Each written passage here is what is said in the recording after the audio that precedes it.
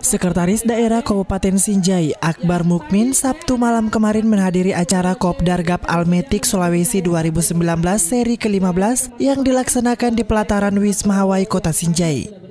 Di hadapan para bikers Almetik se-Sulawesi ini, Akbar menyampaikan pentingnya suatu komunitas bikers untuk memberikan contoh berkendara yang baik bagi pengendara lainnya. Selain itu, Akbar menilai alangkah positifnya jika suatu komunitas bikers memiliki program dengan misi membantu sesama. Seperti yang dicontohkan Akbar adalah gerakan 1000 Jumat. Tidak tertutup kemungkinan anggota bikers ini yang jumlahnya ratusan bahkan ribuan di Sulawesi Selatan melakukan gerakan 1000 Jumat yang dimaksud 1000 Jumat mengumpul uang minimal Rp1.000 satu orang di setiap Jumat supaya kita bisa beribadah, bisa menghimpun dana, kemudian mencari orang miskin untuk membantu dan melepaskan dari segala penderitaan.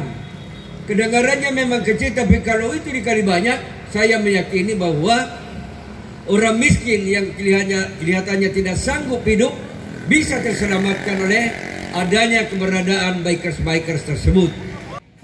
Puluhan bikers Gap Almetik dari berbagai kabupaten hadir dalam kopdar ini yang dilaksanakan sebagai wadah silaturahmi antar bikers dari berbagai komunitas metik. Yang ingin kami capai itu